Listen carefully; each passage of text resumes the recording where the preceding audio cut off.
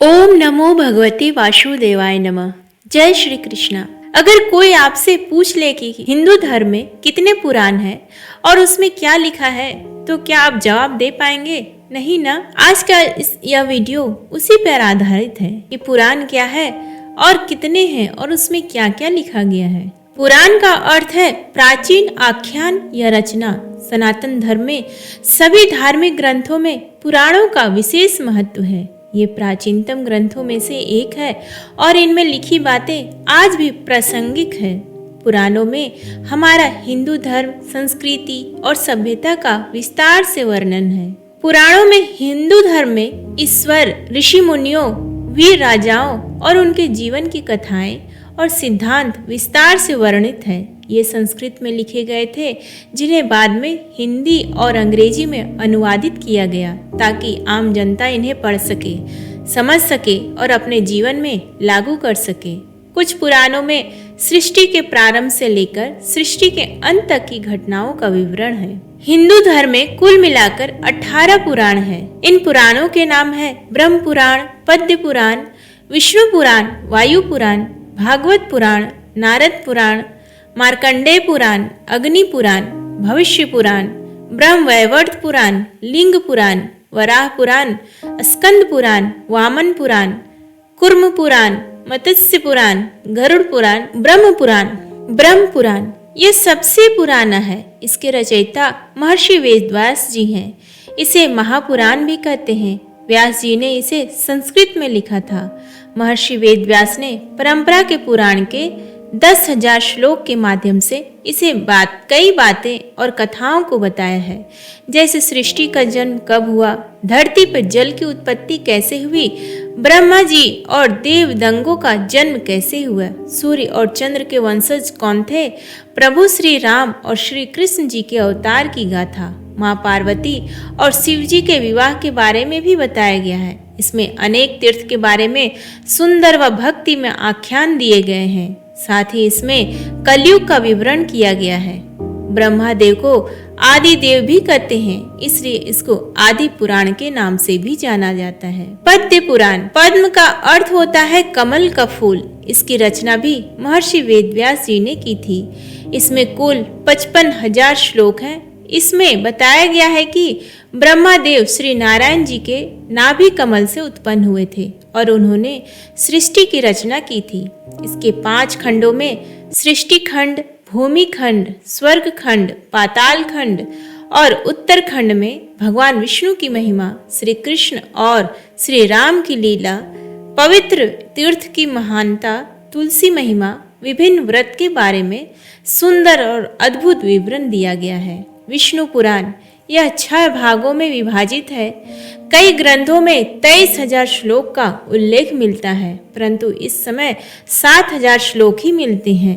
यह वेद व्यास के पिता पराशर ऋषि द्वारा रचित है। प्रथम अध्याय में सृष्टि की उत्पत्ति, काल का स्वरूप तथा ध्रुव, पृथु तथा प्रहलाद के रोचक कथाएं दी गई है। दूसरे अध्याय में लोकों को स्वरूप, पृथ्वी के 9 खंडों, ग्रह, नक्षत्र, ज्योतिष का वर्णन मिलता है। तीसरे अध्याय में मनवंतर वेद की शाखाओं का विस्तार, गृहस्थ धर्म और श्राद्ध विधि के बारे में बताया गया है। चौथे अध्याय में सूर्यवंश और चंद्रवंश के राजा के वचन और उनकी वंशावलियों का संपूर्ण वर्णन किया गया है। अध्याय 5 में भगवान श्री कृष्ण के चरित्र का वर्णन मिलता है और छठे अध्याय में प्रलय और मोक्ष के बारे में उल्लेख मिलता है। वायु पुराण, इसके रचयिता श्री वेदव्यास जी हैं। 112 अध्याय, 2 खंड और 11,000 श्लोक वाले वायु पुराण में भूगोल, खगोल, युग, सृष्टि, कर्म और तीर्थ योग, श्रद्धा, पितरों, ऋषिवंश, राजवंश, संगीत, शास्त्र, वेद शाखा, शिव भक्ति आदि का विस्तार पूर्वक विवरण दिया गया है। इसमें शिव जी की पूजन विधि तथा उनकी विस्तृत महिमा का वर्णन होने के कारण इसे शिव पुराण भी कहा जाता है। इसमें भारत के बारे में भी लिखा गया है तथा नदी, पर्वतों, खंडों, द्वीपों और लंका के बारे में भी लिखा गया है। इसके अलावा इसमें वरुण वंश, चंद्र वंश आदि का भी सुंदर वर्णन है। भागवत पुराण, इसे भागवत और श्रीमद् भागवतम के नाम से भी जाना जाता है। इसके रचयिता महर्षि वेदव्यास हैं। इसमें 12 स्कंद और 18,000 श्लोक हैं। कहते हैं कि यह आत्मा की मुक्ति का मार्ग बताता है। इसका मुख्य बिंदु प्रेम और भाव भक्ति है। इसमें श्री कृष्ण को भगवान के रूप में बताया गया है और उनके जन्म प्रेम लीलाओं का विस्तार पूर्वक विवरण दिया गया है। इसमें पांडवों और कौरवों के बीच हो रहे महाभारत युद्ध और उसमें श्री कृष्ण की भूमिका के बारे में भी बताया गया है। साथ में ही श्री कृष्ण ने कैसे देह का त्याग और कैसे द्वारका नगरी जलमग्न हुई तथा कैसे समस्त यदुवंशियों का नाश हुआ, यह भी बताया गया है। नारद पुराण, इसको नारद मुनि पुराण भी कहा जाता है। ऐसा माना जाता है यह स्वयं नारद मुनि ने कहा और जिसे महर्षि वेदव्यास जी ने संस्कृत भाषा में लिखा था। इसमें शिक्षा, ज्योति, व्याकरण, गणित और ईश्वर की उपासना की विधि का विस्तार पूर्वक विवरण दिया गया है। इसमें 25,000 श्लोक है। इसके 2 भाग हैं। पहला भाग में ब्रह्मांड की उत्पत्ति और विनाश मंत्र उच्चारण, गणेश पूजा और पूजन विधियां, हवन, यज्ञ, महीने में आने वाले व्रत के बारे में बताया गया है। इसके दूसरे भाग में विष्णु जी के अवतार से जुड़ी कथाओं का सुंदर विवरण है तथा कलयुग में होने वाले परिवर्तनों के बारे में भी बताया गया है। मार्कंडेय पुराण, इसमें 137 अध्याय और 9,000 श्लोक है तथा यह बाकी पुराणों से छोटा है।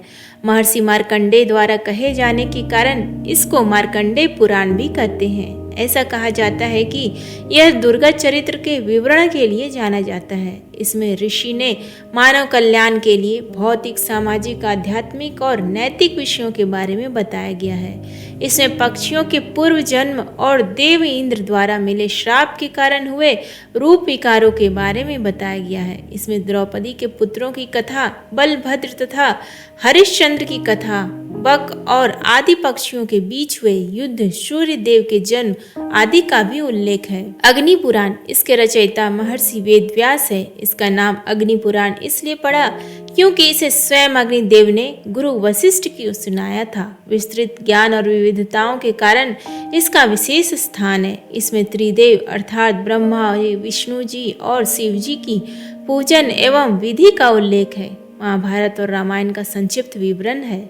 इसके साथ ही इसमें कर्म और मत्स्य अवतार, दीक्षा विधि, सृष्टि का सृजन, वास्तुशास्त्र, पूजा मंत्र आदि का सुंदर प्रतिपादन है। इसमें 383 अध्याय और 12,000 श्लोक हैं। इसको विष्णु भगवान का बायां चरण भी कहते हैं। यह आकार में सबसे छोटा है, फिर भी इसमें सभी विधाओं का समावेश है। भविष्य पुराण, इसकी रचयिता महर्षि वेदव्यास जी ने की थी। भविष्य पुराण में 14,500 श्लोक हैं, जिसमें धर्म, नीति, सदाचार, व्रत, दान, आयुर्वेद, ज्योतिष आदि का उल्लेख है। इसमें विक्रम बेताल के बारे में भी बताया गया है। जैसे कि नाम से ही प्रतीत हो रहा है, इसमें कई भविष्यवाणी की गई है जो सही साबित हुई है। इसमें पृथ्वीराज चौहान, हर्ष महाराज, शिवाजी महाराज जैसे वीर हिंदू राजाओं के बारे में भी बताया गया है। इसकी शैली और विषय वस्तु के कारण यह पुराण बहुत महत्वपूर्ण है। इसमें सूर्य देव की पूजन की विधि और महिमा का भी विवरण है।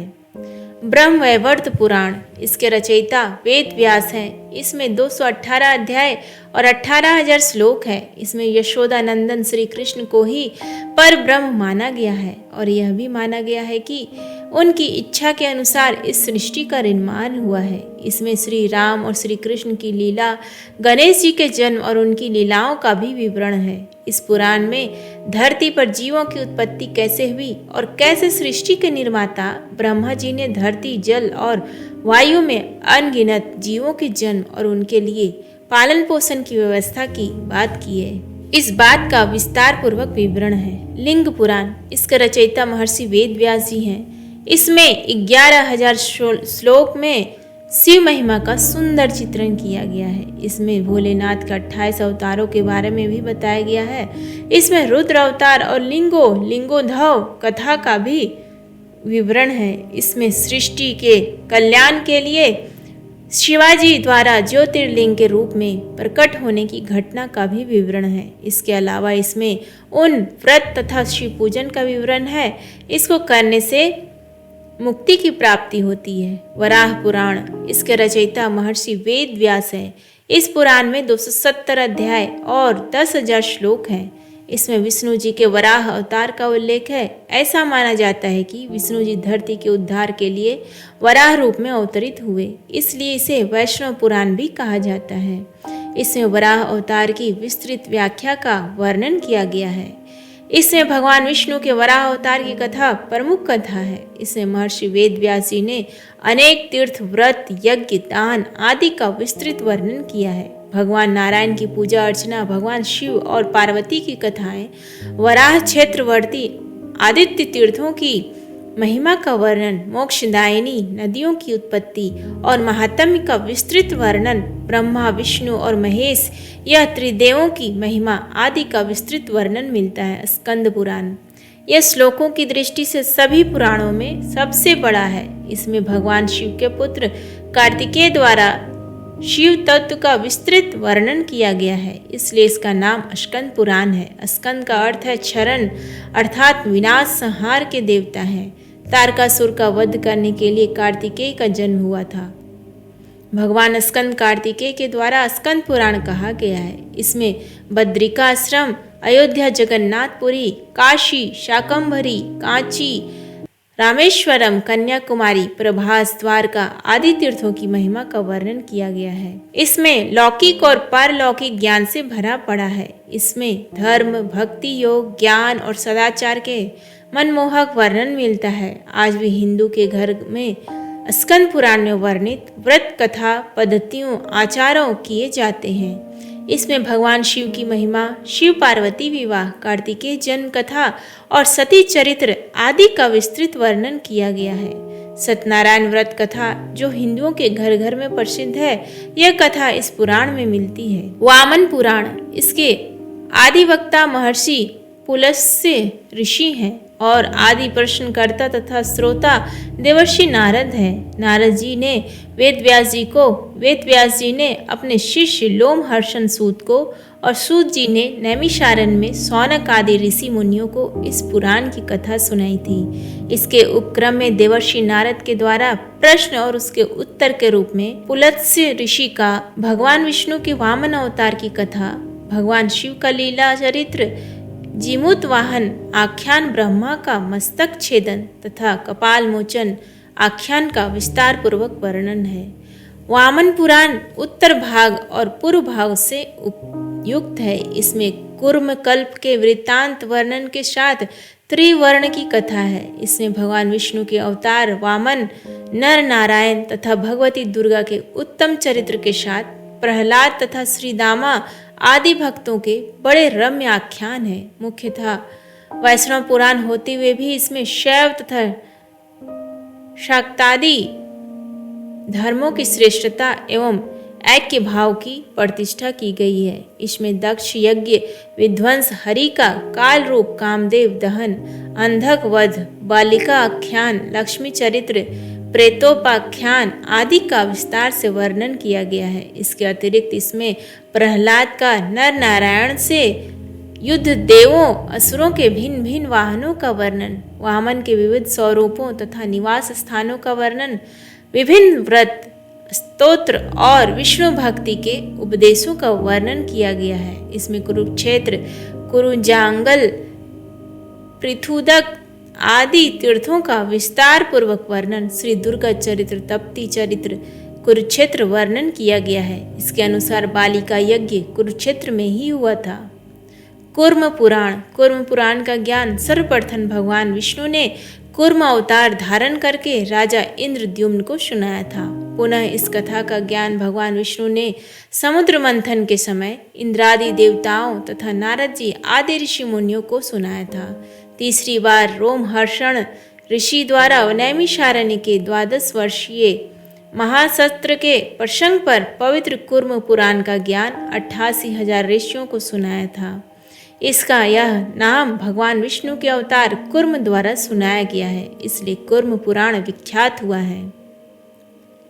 इसमें भगवान विष्णु के कूर्म अवतार धारण करने के बाद समुद्र मंथन के प्रसंग में महालक्ष्मी की उत्पत्ति का वर्णन और महात्मा में महालक्ष्मी तथा राजा इंद्रद्युम्न का वृत्तांत वर्णन, राजा इंद्रद्युम्न के द्वारा विष्णु के स्तुति वर्णन और पर ब्रह्म के रूप में शिव तत्व का भली भांति ज्ञात किया गया है। इसके अतिरिक्त कूर्म ज्ञान पुराण में भगवान श्री कृष्ण का भगवान शिव की तपस्या का वर्णन, शिव के अवतारों का वर्णन, लिंग महात्म्य का वर्णन, चारों युग और युग धर्म का वर्णन, तीर्थों का महात्म्य और 28 व्यासों का उल्लेख किया गया है। मत्स्य पुराण, इसके प्रथम अध्याय में भगवान श्री हरि विष्णु के मत्स्य अवतार की रोचक कथा के आधार पर इसका नाम मत्स्य पुराण रखा गया है। भगवान विष्णु ने मत्स्य का अवतार धारण करके राजा वैवस्वत, मनु तथा सप्त ऋषियों की प्राण रक्षा की और परम कल्याणकारी उपदेश दिया गया। यह उपदेश का इसमें विस्तार पूर्वक वर्णन किया गया है।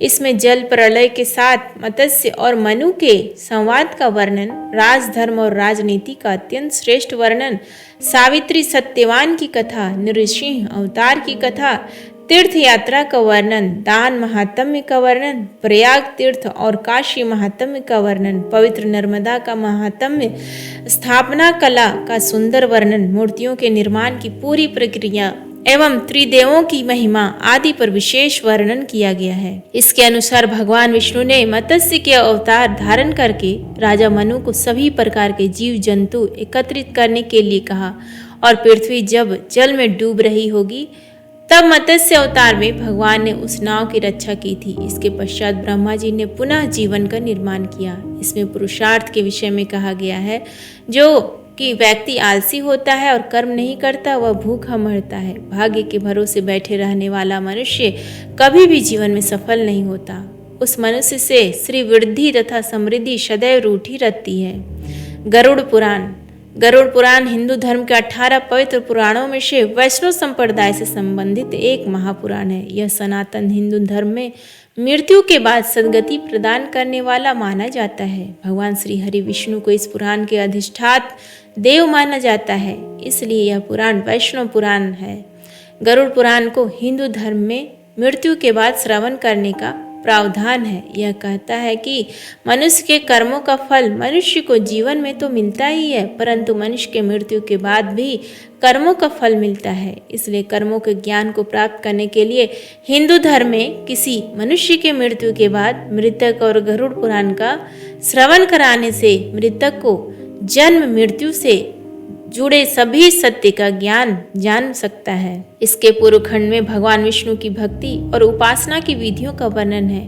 प्रेत खंड में प्रेत कल्प का विस्तार से वर्णन के साथ साथ विभिन्न नरकों में जीव के जाने का वर्णन मिलता है। इसमें मृत्यु के बाद आत्मा की क्या गति होती है, आत्मा किस प्रकार की योनियों में जन्म लेता है, उसका वर्णन, प्रेत योनि से मुक्ति किस प्रकार पाई जा सकती है उसका वर्णन और नरकों के दारुण दुख से कैसे मोक्ष प्राप्त करने का वर्णन आदि का विस्तार पूर्वक विवेचन किया गया है। भगवान श्री हरि विष्णु का वाहन पक्षीराज गरुड़ को कहा जाता है। एक बार भगवान विष्णु से पक्षीराज गरुड़ ने प्रश्न पूछा कि मृत्यु के बाद प्राणियों की स्थिति, जीव की यमलोक यात्रा, विभिन्न कर्मों से प्राप्त होने वाले नरकों, योनियों तथा पापियों की दुर्गति से संबंधित अनेक गुण एवं रहस्य युक्त है। गरुड़ जी की जिज्ञासा शांत करने के लिए भगवान विष्णु ने उन्हें जो ज्ञानमय उपदेश दिया था, यह ज्ञानमय उपदेश को गरुड़ पुराण कहते हैं। गरुड़ जी के प्रश्न पूछने पर ही स्वयं भगवान विष्णु के मुख से मृत्यु के उपरांत के गूढ़ रहस्य और परम कल्याणकारी वचन प्रकट हुए। ब्रह्मांड पुराण, यह ब्रह्मांड की उत्पत्ति, उसकी संरचना और उससे जुड़े रहस्यों पर विस्तार से प्रकाश डालता है। इसे शैव पुराणों में गिना जाता है क्योंकि इसमें भगवान शिव की महिमा का विशेष रूप से वर्णन किया गया है। इसमें ब्रह्मांड के निर्माण की प्रक्रिया का विस्तृत विवरण मिलता है। इसमें यह बताया गया कि कैसे सृष्टि का आरंभ हुआ और विभिन्न लोकों जैसे स्वर्ग, पाताल, मृत्यु लोक आदि की संरचना कैसे होती है। यह ब्रह्मांड के विभिन्न स्तरों और उनकी विशेषताओं का वर्णन करता है। समय का महत्व और उसका प्रभाव इस पुराण में विशेष रूप से वर्णित है। इसमें 4 युगों सतयुग, त्रेता युग, द्वापर युग और कलयुग का उल्लेख है और यह सब बताया गया है कि इन युगों के आधार पर ब्रह्मांड का काल चक्र कैसे चलता है। काल और समय का यह चक्र सृष्टि के निर्माण और विनाश की कहानी करती है। इसमें ज्योतिष और खगोल शास्त्र के सिद्धांतों का विस्तृत वर्णन है। इसमें ग्रहों, नक्षत्रों और अन्य खगोलीय पिंडों के प्रभाव के बारे में चर्चा की गई है। यह खगोल शास्त्र को धर्म और अध्यात्म के साथ जोड़कर प्रस्तुत करता है। इसमें धर्म के सिद्धांतों और उनके पालन का महत्व समझाया गया है। साथ ही यह विभिन्न तीर्थ स्थलों, उनकी महिमा और धार्मिक अनुष्ठानों के बारे में भी विस्तार से जानकारी प्रदान करता है। यह बताया गया है कि तीर्थ यात्रा कैसे आत्मा को शुद्ध करती और मोक्ष के मार्ग पर ले जाती है। पुराणों का आधुनिक संदर्भ में महत्व और प्रासंगिक कई दृष्टिकोणों से समझी जा सकती है। पुराण भारतीय संस्कृति, धर्म और समाज के प्राचीन ग्रंथ है, जिनमें हिंदू धर्म के मिथकों, कथाओं और दार्शनिक विचारों का संग्रह है। उम्मीद है आपको आज का ये वीडियो पसंद आया। प्लीज़ वीडियो को लाइक करें, शेयर करें और चैनल को सब्सक्राइब करें। धन्यवाद।